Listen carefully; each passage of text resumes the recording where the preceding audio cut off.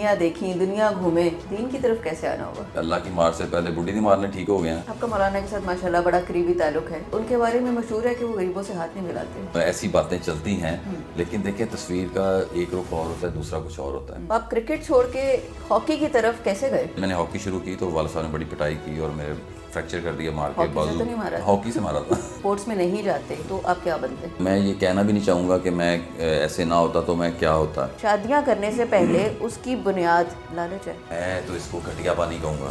السلام علیکم, welcome to عائشہ بنت اکرام پوڈ کاسٹ. آج ہمارے ساتھ اسٹوڈیو میں بڑے اسپیشل گیسٹ موجود ہیں جن کا تعلق ہاکی سے ہے. سابقہ پلیئر رہ چکے ہیں, کوچ بھی رہ چکے ہیں, ٹوبا ٹیکسنگ سے تعلق ہے اور وہاں پہ ایک اکیڈمی بھی رن کر رہے ہیں.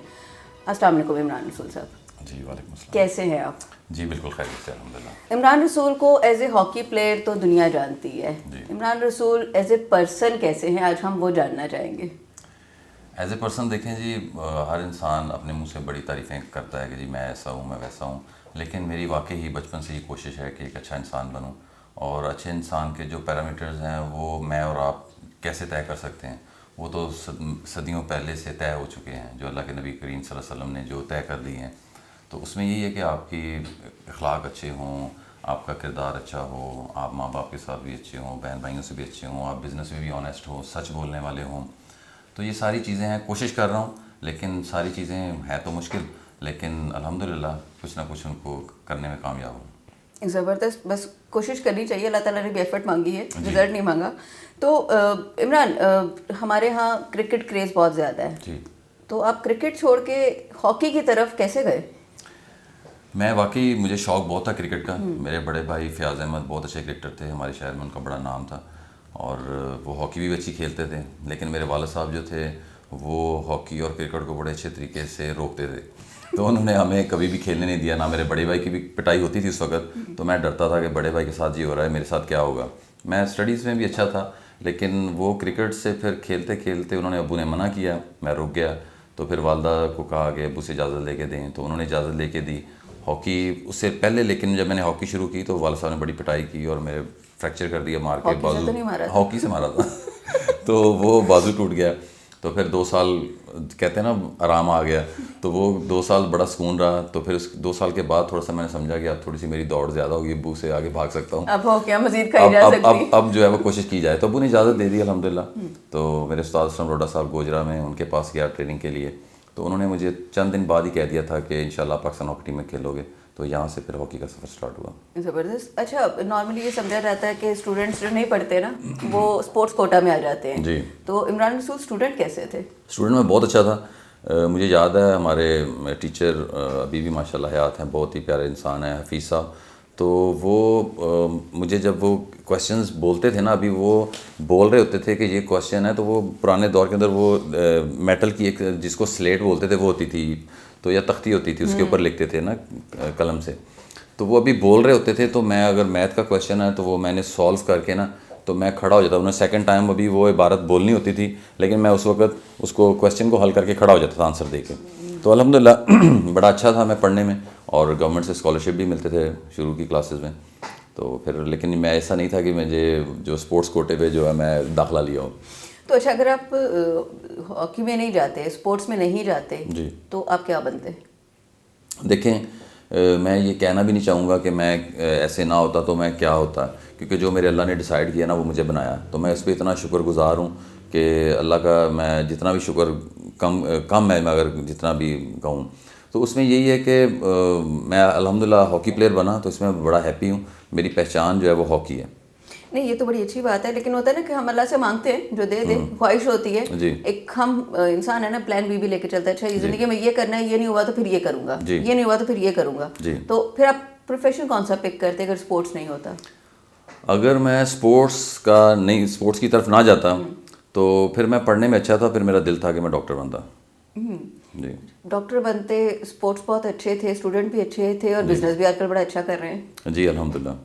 اچھا, بزنس پہ تو ہر بعد میں آئیں گے. آپ برٹش نیشنل تھے, جی, سیٹل تھے فیملی کے ساتھ, جی, تو کیا سوچا دنیا چھوڑ کے باہر جا رہی ہے اور آپ برطانیہ چھوڑ کے پاکستان آ گئے؟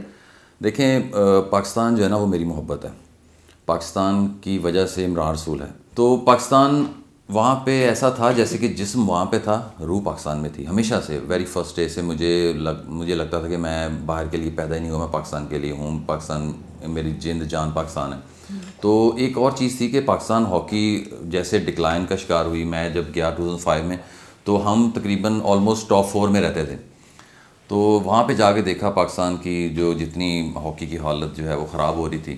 تو میں نے سوچا کہ میں نے جا کے پاکستان کو کچھ پے بیک کرنا ہے. پاکستان نے مجھے عزت دی، نام دیا، تو میں نے بھی کچھ پے بیک کرنا ہے.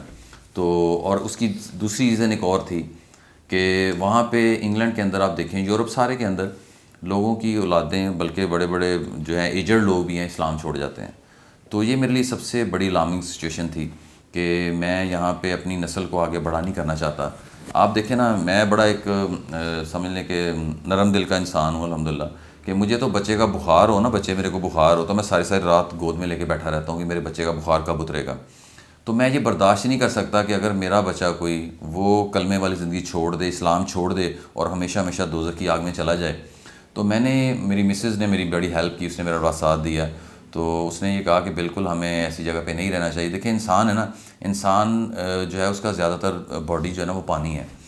پانی کی ایک خاصیت ہے کہ وہ جس طرح کے ماحول میں آپ اس کو رکھیں گے نا وہ ویسا ہی ہو جاتا ہے. انسان اچھے برے نہیں ہوتے، ماحول اچھا برا ہوتا ہے. آپ پانی کو فریج میں رکھیں، فریزر میں رکھیں، وہ برف بن جاتی ہے. باہر روڈ پہ رکھ دیں، برف پگھل جاتی ہے. تو ہمارا جو انسان کی باڈی ہے نا وہ زیادہ اثر لیتی ہے ماحول سے. تو میں نے یہ سوچا کہ پاکستان جو ہے ابھی بھی الحمدللہ اسلام کا قلعہ ہے. دیکھیں یہاں پہ انسان جتنا بھی گناہ گار ہو جائے، کوئی جواری، زانی، قاتل، شرابی جیسا بھی ہو، جب اللہ اور اللہ کے رسول صلی اللہ علیہ وسلم کا نام آتا ہے نا تو وہ کہتا ہے کہ میری جان جا سکتی ہے میرے دل سے، آپ اللہ اور اللہ کے رسول کو نہیں نکال سکتے. تو سیکنڈ جو ریزن تھی وہ یہ بھی اس کی تھی کہ میں پاکستان میں ہوا. رائٹ.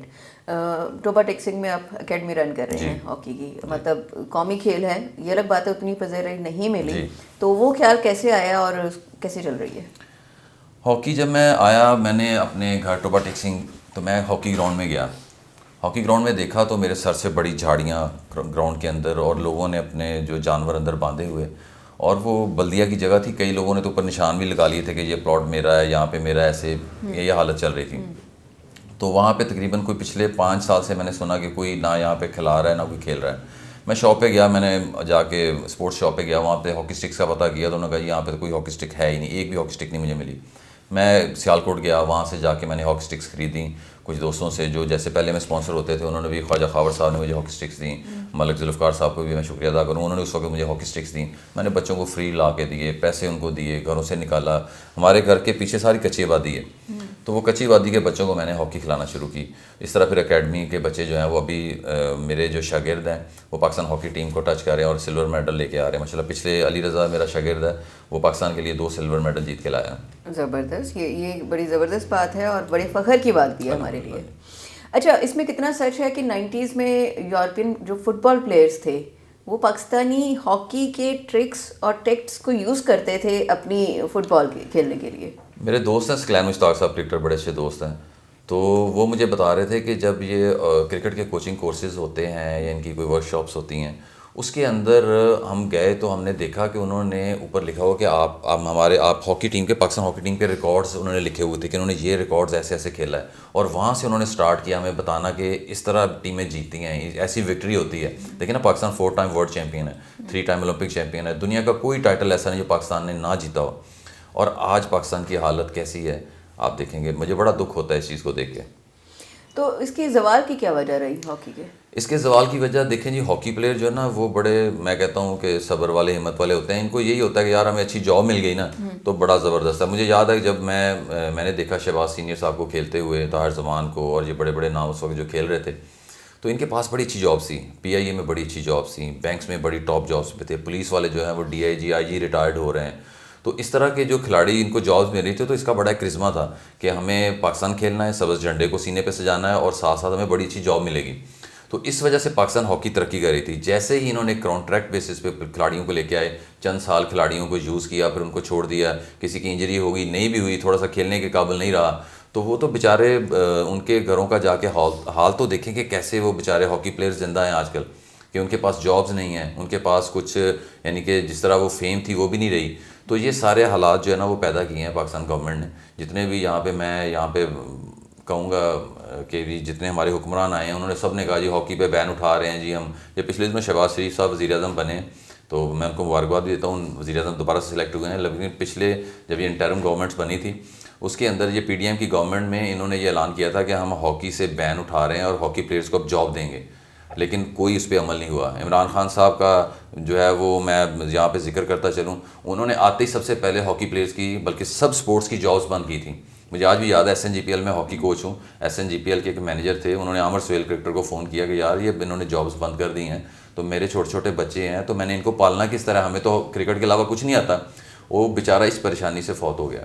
تو اس طرح بہت سارے کھلاڑی ہیں ڈپریشن میں چلے گئے ہیں. میں یہ سوچتا ہوں کہ عمران خان صاحب تو خود سپورٹس مین تھے, ان کو چاہیے تھا کہ سپورٹس کو ترقی دیتے, لیکن یہ سب ایک ہی طرح کے لوگ ہیں. اگر میں تو یہ کہوں گا یہ جتنے بھی ہیں کوئی فرق نہیں ہے ان کے اندر, جو اعلان کرتا ہے وہ بعد میں وہ پوچھتا ہی نہیں ہے کہ لوگ کس حالت میں زندہ ہیں. تو میرے خیال سے اگر ہاکی میں جابس دوبارہ سے پلیئرس کو دی جائیں, اچھی جابس دی جائیں اور اسکول کے اندر ہاکی کو شروع کیا جائے تو انشاءاللہ ہاکی جو ہے وہ دوبارہ سے بہتر ہو سکتی ہے. عمران, آپ اسپورٹس میں رہے, اتنی رنگینیاں دیکھیں, دنیا گھومے, جی دین کی طرف کیسے آنا ہوا؟ دیکھیں یہ دین کی طرف مجھے وہ بات یاد آ گئی, ہمارے اولمپئن شفقت ملک سرگودا کے ہیں, 94 کے ورلڈ چیمپئن ہیں. تو میں جب پاکستان آیا نا, جب پہلی دفعہ میں نے داڑھی رکھی تو میں فیصل آباد میں ملاقات ہوئی, تو انہوں نے پہلے ایک نظر مجھے پہچانا نہیں, پھر غور سے میری طرف دیکھتے ہوئے میری طرف چلتے ہوئے آ رہے تھے. تو مجھے انہوں نے ایک لفظ کہا, انہوں نے کہا کہ بھی اللہ کی مار سے پہلے بڈھی دی مارنے ٹھیک ہو گئے ہیں.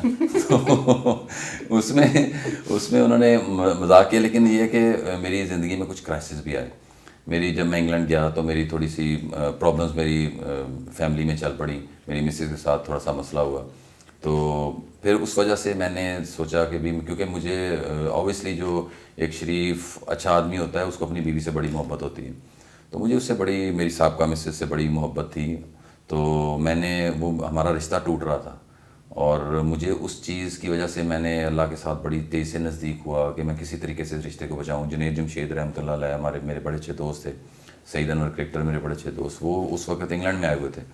تو جنید جمشید کی جو جماعت تھی نا, ان کے ساتھ جمشید صاحب تھے کہ ہاکی کے پلیئر رہ چکے ہیں, ہمارے پاکستانی کے صاحب کا بزرگ ہیں. انہوں نے کہیں مجھے وہاں پہ ڈھونڈا کہ بھی عمران بھی ہمارا بچہ یہاں پہ ہے. تو میری جب ملاقات ہوئی جماعت کے ساتھ وہاں پہ میں گیا مسجد میں, اس میں یہ اسکلین مشتاق صاحب بھی کرکٹر تھے, مشی بھی تھے, سارے یہ اس جماعت میں تھے. انہوں نے مجھے بڑا گائیڈ کیا, انہوں نے کہا یار اللہ سے جڑ جاؤ. تو میں نے کافی پھر اس وجہ سے دین کی طرف میں زیادہ راغب ہونا شروع ہوا, کیونکہ مجھے نظر آ رہا تھا کہ میرا رشتہ خراب ہو رہا ہے. تو اس کی ایک یہ بھی وجہ تھی. پھر جہاز کے اندر جو جب پاکستان کی ساتھ ٹریولنگ کرتے تھے اس وقت یہ ہوتا تھا کہ جیسے ینگ لڑکے ہوتے ہیں بے فکری میں جہازوں میں سفر کرنا, آگے پیچھے شرارتیں, ہنسنا کھیلنا. تو موسم 2 فلائٹ ایسی تھی کہ بڑا ہی خطرناک موسم تھا. تو اس میں نے اپنی آنکھوں سے موت کو بھی دیکھا کہ یہ اللہ نے زندگی دوبارہ دی ہے. تو پھر میں نے یہ سوچا کہ میرے اب ہے کیا, میرے پلے کیا ہے, میرے پاس کیا ہے, کو اللہ کو راضی کرنے کے لیے, اللہ کو منہ دکھانے کے لیے, کل کو اللہ کے نبی صلی اللہ علیہ وسلم کے سامنے ہونا ہے, تو اس کے لیے میرا کچھ چہرہ, میرا کوئی ایسی چیز میرے پاس کوئی ہے کہ جو میں دکھا سکوں. تو پھر میں نے سوچا کہ لائف چینج ہونی چاہیے, کہ دنیا میں دیکھیں نا کون سی چیز ایسی ہے جو اللہ نے منع کیا. آپ حلال چیزیں کھاتے ہو, اتنا ہر چیز میں انجوائے کرتے ہیں. تو پھر میں نے تھوڑا سا اللہ کے قریب ہونے کی کوشش کی آہستہ آہستہ, اور اس میں یہ تبلیغی جماعتوں کا اور مولانا طارق جمیل صاحب کا, ہمارے محلے میں میرے چچا جان حاجی غلام فرید صاحب, وہ تو پچھلے 6-8 سال سے میرے پیچھے پھر رہے تھے کہ آپ اللہ کے راستے میں وقت لگاؤ, اپنی لائف چینج کرو. مجھے یاد ہے میرے چچا اللہ ان کو جنت الفردوس میں جگہ دے, ہمارے شہر کے بہت سے بچے قرآن کے حافظ بن گئے, عالم بن گئے. ان کی ہر وقت زندگی, بینک مینیجر تھے لیکن جب لائف بدلی تو لوگوں کے پیچھے دیوانہ وار پھرتے تھے. تو میں جب 98 میں پہلی دفعہ ساؤتھ افریقہ سے کھیل کے آیا تو وہ شوق ہوتا ہے نا تصویریں بنانے کا. تو اس وقت ساؤتھ افریقہ میں ہوٹل ہالیڈے میں ہم ٹھہرے ہوئے تھے. یہ کرکٹ ٹیم بھی ان دنوں ادھر ہی تھی, وسیم اکرم وغیرہ جو سارا وہ بیچ تھا. تو وہاں پہ ماڈلنگ کانٹیسٹ ہو رہا تھا نا, پوری دنیا سے ماڈلز آئی ہوئی تھی وہاں پہ. تو ہم ینگ تھے, I was only 17 year at time. تو میں نے جو ہے نا وہ ماڈل کے ساتھ کھڑے ہو کے نا تصویریں کھنچوائی نا. تو وہ کیمرے پرانے وہ اس وقت چلتے تھے, وہ سارے بنا کے ریل والے, وہ کچھ لڑکوں نے بنائی, کچھ ہم نے بنائی. تو وہ بڑا شوق ہوتا ہے کہ جی میں ساؤتھ افریقہ جی کھیلنے گیا اور باہر کے ملک میں گیا, جہاز کی تصویریں, ہوٹل کی تصویریں, ماڈلز کی تصویریں. وہ یہ نہیں پتا تھا کہ ہم نے یہ اس کی کتنی مشکل ہو سکتی ہے. تو میرے چچا بڑے وہ جوانی میں جذباتی ہوتے تھے, غصے والے ہوتے تھے. میں نے جا کے وہ البم جو کہیں گھر آئے تو انہوں نے گھر والوں نے نا ایسے مجھے کہتے کتنے البم, چچے نے تو ابو نے کہا. میں نے چچا کو دہائی تو چچا کا رنگ سرخ ہو گیا دیکھ کے, یہ لڑکیوں کے ساتھ وہ اسکرٹس پہنی ہوئی. اور یہ ان دنوں سے مجھے لگتا ہے چچا نے پھر میرا پیچھا کرنا شروع کر دیا کہ یار اس کو نا دین پہ لے کے آنا ہے. تو الحمدللہ انہوں نے بھی کوشش کی, میرے 3 دن جماعت میں لگے, پھر اس وجہ سے ایسے میرا کوئی سفر جو ہے نا وہ شروع ہوا. آپ کا مولانا کے ساتھ ماشاءاللہ بڑا قریبی تعلق ہے, میں نے خود بھی دیکھا ہے, اور بڑی خوش قسمت بھی ہے کہ آپ کو مولانا کی قربت حاصل ہے. ان کے بارے میں مشہور ہے کہ وہ غریبوں سے ہاتھ نہیں ملاتے. جی بالکل, وہ ایسی باتیں چلتی ہیں, لیکن دیکھیں تصویر کا ایک رخ اور ہوتا ہے, دوسرا کچھ اور ہوتا ہے. یہ جو واقعہ نا جو مشہور ہوا جس میں مولانا ایسے ہاتھ کر رہے ہیں, تو مجھے یاد ہے کہ میں ان کے ساتھ تھا. ہم رائمنڈ مرکز گئے ہیں بیان کے لیے, مولانا گئے ہیں وہاں پہ, اور جتنی دنیا سامنے تھی نا, وہ بہت بڑا مرکز, اس میں بہت دنیا ہوتی ہے, اتنی زیادہ لوگ تھے کہ وہ سب مولانا کا بیان سننے کے لیے نا بڑے بےتاب تھے.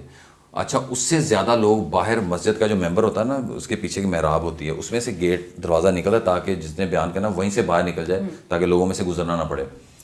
تو میں اور مولانا جب باہر نکلے نا وہاں سے اس ڈور سے, تو یہ جو سامنے مسجد میں لوگ بیٹھے ہیں, یہ اتنا تیزی سے مولانا کی طرف لپکے ہیں مسافہ کرنے کے لیے, سلام لے لیں. تو وہ اتنا پریشر تھا, مجھے لگ رہا تھا کہ میری پسلیاں ٹوٹ جائیں گی. تو میں بڑی مشکل سے اس ڈور سے باہر نکلا, میں گاڑی کے اندر بیٹھ کے آیا تھا, بڑا وہ ڈالا تھا, تو وہ میں اس کے اندر بیٹھ کے آیا تھا, لیکن مجھے بڑی مشکل سے بھاگ کے وہ ڈالے کے پیچھے بیٹھنا پڑا.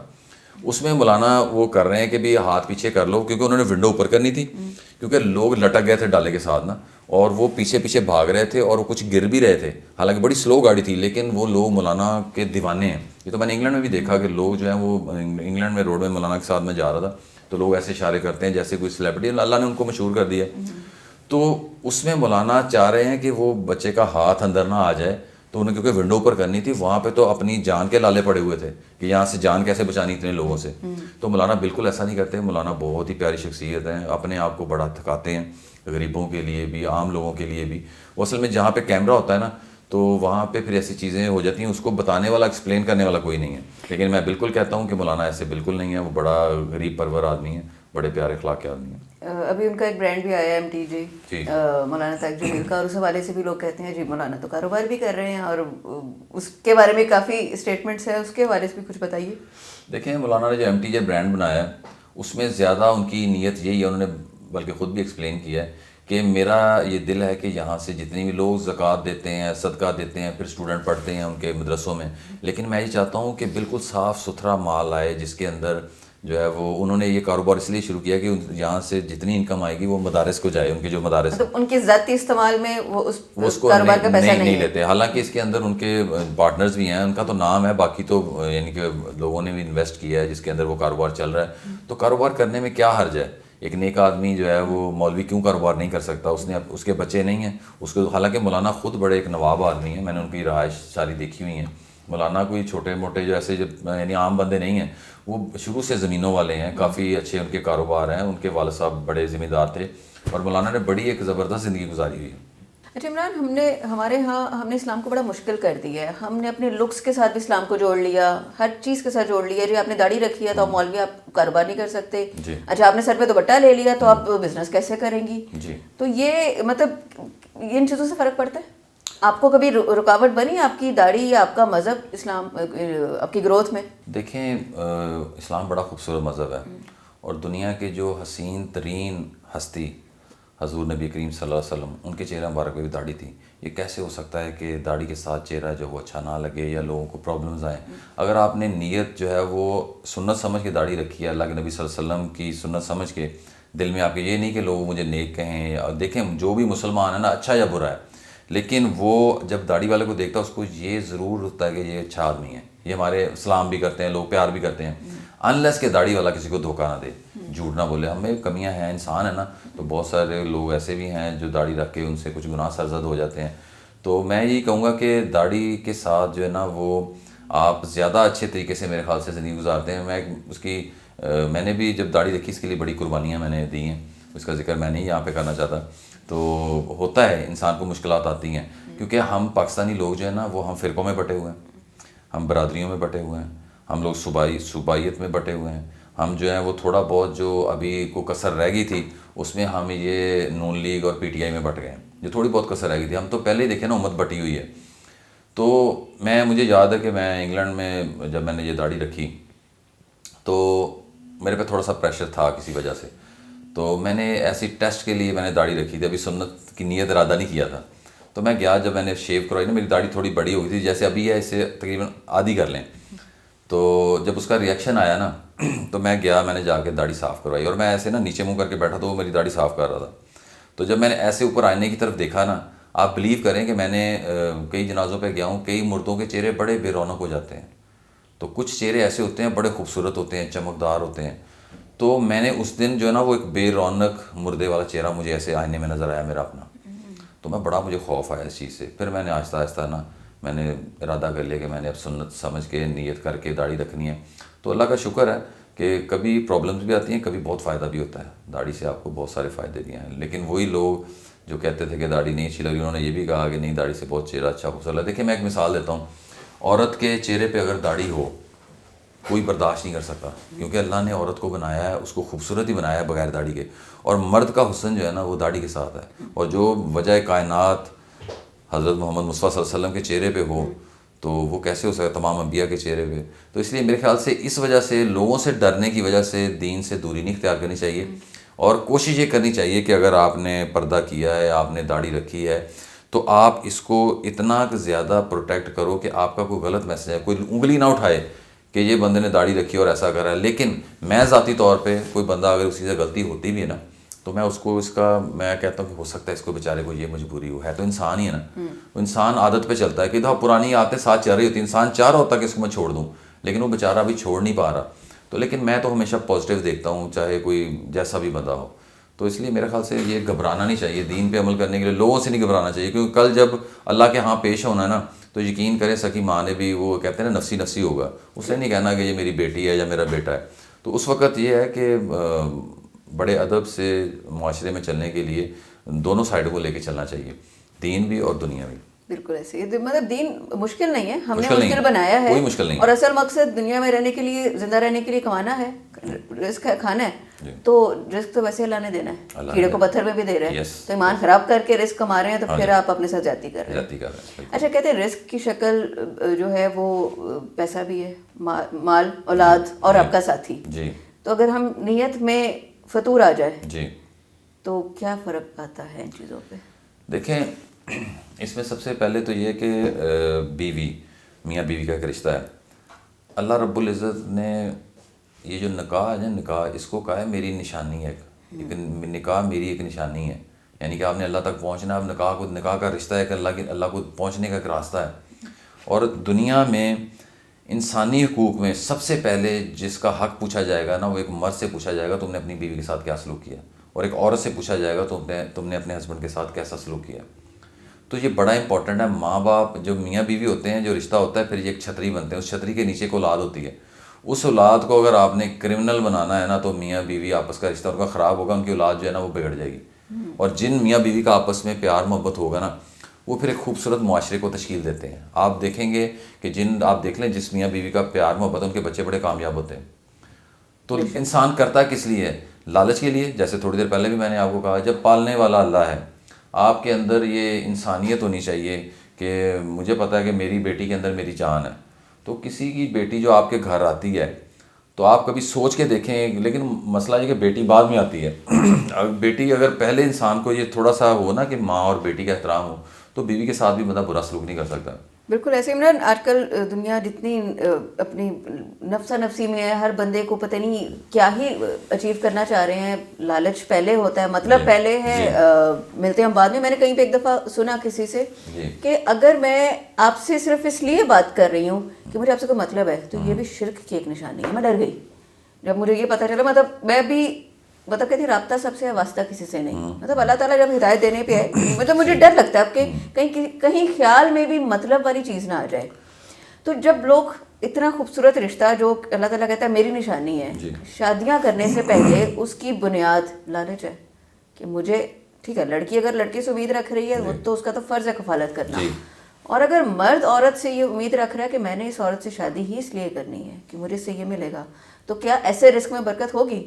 دیکھیں یہ تو میں تو اس کو گھٹیا پانی کہوں گا کہ کوئی انسان کسی عورت سے اس لیے شادی کرے کہ وہ مجھے کما کے دے گی یا میں اس کی مجھے یہ ملے گا. وہ تو مرد بھی مرد نہیں ہے نا, پھر اس نے تو اپنے آپ کو زیرو کر دیا. مرد تو ایک چھاؤں ہوتا ہے, مرد ایک پروٹیکشن ہوتا ہے. مرد جب باہر نکلتا ہے تو اس کی بیٹی جو ہے نا وہ اتنی خوش ہوتی ہے, اتنی حوصلے میں ہوتی ہے کہ میرا باپ زندہ ہے, میری طرف مجھے کوئی آنکھ اٹھا کے نہیں دیکھ سکتا. جب بیوی ہوتی ہے تو بیوی کو بھی پتہ ہوتا ہے کہ میری ڈھال ہے میرا مرد. جان پہ لوگ کھیل جاتے ہیں اپنی بیوی کی عزت کی خاطر. تو یہ پتہ نہیں میرے خیال سے شاید کسی ماں نے اچھی تربیت نہیں کی اس بچے کی جو ایسی سوچ رکھے. تو وہ ہمیں کسی کے مال پہ بھی نظر رکھنی چاہیے. میں تو یقین کریں میں اپنے بچوں کے لیے کوئی گھر میں چیز لے کے جاتا ہوں تو میں یہ نیت اپنی کرتا ہوں کہ یا اللہ یہ میں نہیں کھلا رہا تو ہی کھلا رہا ہے. میں بھی اپنے بچوں کو بھی میں نہیں کھلا سکتا, یہ اللہ ہی کھلانے والے سانس نہیں لے سکتے نا اپنی مرضی سے ایک بھی. جس کا اللہ پہ توکل ہوگا نا آپ اس کی روزی بھی دیکھیں کیسی آتی ہے. آپ دیکھیں جیسی سوچ ہوگی نا جیسی نیت ویسی مراد. دیکھیں وہ ایک حدیث قدسی بھی ہے نا, اے ابن آدم ایک تیری چاہت ہے اور ایک میری چاہت ہے, اگر تو میری چاہت پہ چلے گا میں تمہیں وہ بھی دوں گا جو تیری چاہت ہے, اور اگر تو نے اپنی چاہت کی تو میں تھکا دوں گا تجھے تیری چاہت میں, اور ہوگا پھر بھی وہی جو میں چاہتا ہوں. یہ جو لوگ اس طرح کی نیت رکھتے ہیں نا یہ ساری زندگی پھر ذلیل ہوتے ہیں. وہ چاہت وہ کرتے ہیں اپنا کام ایک ایکشن کر لیتے ہیں لیکن اس کے اندر اللہ ان کو ایسے تھکا رہا ہے جیسے ایک جنگلی درندہ جو ہے وہ شکار کے پیچھے بھاگتا ہے اور شکار پکڑا نہ جائے اور وہ ذلیل ہو کے پھر ایسے بیٹھا ہو دیکھ رہا ہوتا ہے. تو یہ لوگوں کے ساتھ پھر ایسا ہی ہوتا ہے. مطلب رب کو بھول گئے ہیں نا کہ مکہ فاتح عمل بھی کچھ ہے, جو آپ کریں گے وہ پلٹ کے آئے گا آپ کے پاس. بالکل پلٹ کے آئے گا. اچھا مجھے یہ بتائیے کہ آپ کا ماشاء اللہ ایکسپیرینس, مطلب آپ نے بتایا جیسے آپ کی پہلی وائف کے ساتھ بھی آپ کی بڑی اچھی ایسوسیشن تھی, ابھی بھی ہم ویسے بھی بیٹھتے ہیں تو ماشاء اللہ آپ کا ایک فیملی کے ساتھ جو آپ کی ایسوسیشن آپ کی ڈاٹر کے ساتھ بھی ہے وہ مطلب دیکھ کے خوشی ہوتی ہے. جب آپ شادی کرنے جاتے ہیں ایک پارٹنر چاہے وہ لڑکا ہے یا لڑکی ہے, کن چیزوں کو کیا کوالٹیز دیکھنی چاہیے آپ کو اپنے پارٹنر میں؟ دیکھیں جو پارٹنر ہے نا یہ بڑا ہی, اب زندگی شادی ایک بہت ہی اہم موڑ ہوتا ہے. اس میں آج کل پہلی بات تو یہ ہے کہ میں آج کل کے دور کے حساب سے بات کروں گا. آج کل رشتے ہوتے ہیں کئی دفعہ ماں باپ کہتے ہیں جی یہ لڑکی ہے جی وہ رشتہ یہ آپ کا کر دیا جی. وہ بچے ایک دوسرے کو جانتے بھی نہیں ہیں, دیکھا بھی نہیں ہے کچھ, یہ اس سے ایسے نہیں ہونا چاہیے.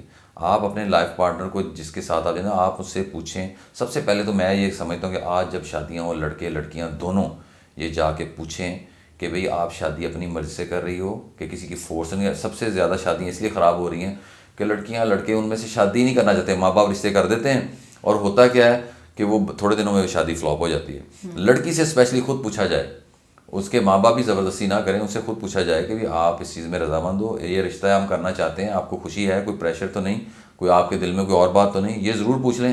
میں یقین سے کہتا ہوں کوئی آج رشتہ نہیں خراب ہوگا. انفارچونیٹلی دین کو فالو نہ کرنے کی وجہ سے ہمارے اخلاقیات کے اندر جنم ہماری تربیت ویسے نہیں ہے. ہم نے کھانا پکانا سیکھا ہے, ہاکی کھیلنی سیکھی ہے, کرکٹ سیکھی ہے, ڈاکٹر بننا سیکھا ہے, نہیں سیکھا تو رشتے کو کامیاب کیسے کرنا ہے یہ نہیں ہم نے سیکھا. اور رشتے کو کامیاب کرنا, دیکھیں جب شادی ہو جاتی ہے نا اسے سب سے جو ہے نا سب سے بڑا ٹول جو ہے وہ برداشت ہے. جب ہم ایک آنکھ سے اپنی خامیاں دیکھیں گے اور دوسری آنکھ سے دوسرے کی اچھائیاں دیکھیں گے تو کبھی رشتے میں گڑبڑ نہیں ہوگی. ہمیں عادت ملی ہے گھروں سے, فیملی سے, ہم نے لوگوں کی برائیاں ہی بس دیکھنی ہیں. ہم ساری دونوں آنکھوں سے کسی کی برائیاں دیکھتے ہیں, حالانکہ لوگوں کے اندر 99% میں کہتا ہوں اچھائیاں ہوتی ہیں, چند برائیاں ہوتی ہیں. اور اتنا جو ایک آپ کا لائف پارٹنر اچھا ہے اس کے اندر 100 خوبیاں ہیں. اور شیطان دکھاتا ہے کہ جب دیکھو بوائے فرینڈ اور گرل فرینڈ کو نزدیک لانا ہوتا ہے نا ان کو بڑا ایک دوسرے کو خوبصورت دکھاتے ہیں. جب ان کی شادی ہو جاتی ہے نا تو پھر ان کو نا بڑا, کیونکہ رشتہ توڑنا ہوتا ہے, سب سے زیادہ جو ہے نا وہ شیطان کو اپریشیٹ تب کیا جاتا ہے جب وہ میاں بیوی کا رشتہ توڑتا ہے. تو اس کے اندر ہمیں نظر آتی ہیں خامیاں, اس کے اندر یہ خامی ہے, میرے ہسبینڈ کے اندر یہ خامی ہے, میری بیوی کے اندر یہ خامی ہے, حالانکہ اس کی ساری جو اچھائیاں ہوتی ہیں نا ان کو ہم نے پس پش ڈالا ہوتا ہے. تو ہمیں یہ پازیٹیو رہنا چاہیے اور دوسرے کی اچھائیاں جو ان کو دیکھنا چاہیے. بالکل. اچھا زندگی میں آپ کا توکل کے اوپر کتنا یقین ہے؟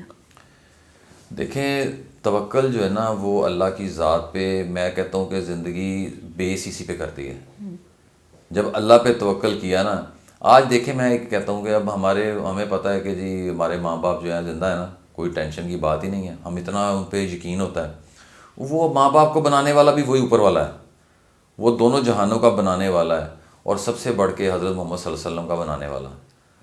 تو اس پہ توکل نہیں کرنا, آپ یقین کریں جتنا توکل ہوگا اتنے ہی اللہ راستے خوبصورت بناتے جاتے ہیں. بے شک ایسے ہی ہے. آج کل عمران لوگ بہت سٹریس میں ہیں, ڈپریشن, ہر دوسرے چوتھے بندے کا مسئلہ ڈپریشن ہے. آپ کو کیا لگتا ہے کہ اس کی کیا ریزن ہے, اتنا ڈپریشن کیوں بڑھتا جا رہا ہے ہمارے ہاں؟ دیکھیں ہمارے ایک غلط کہاوت بنی ہوئی ہے, یہ بھی چیز ہے, اور ایک چیز کی ذکر کر رہا ہوں. لوگ کہتے ہیں جی موسیقی جو ہے وہ روح کی غذا ہے. حالانکہ آپ کو میں تھوڑا سا ایکسپلین کروں گا, تھوڑا سا ٹائم لوں گا. جی. وہ اس طرح ہے کہ انسان جو ہے نا وہ اللہ رب العزت نے فرمایا ہے کہ یہ مٹی سے اس کو بنایا ہے, کھنکتی ہوئی مٹی سے.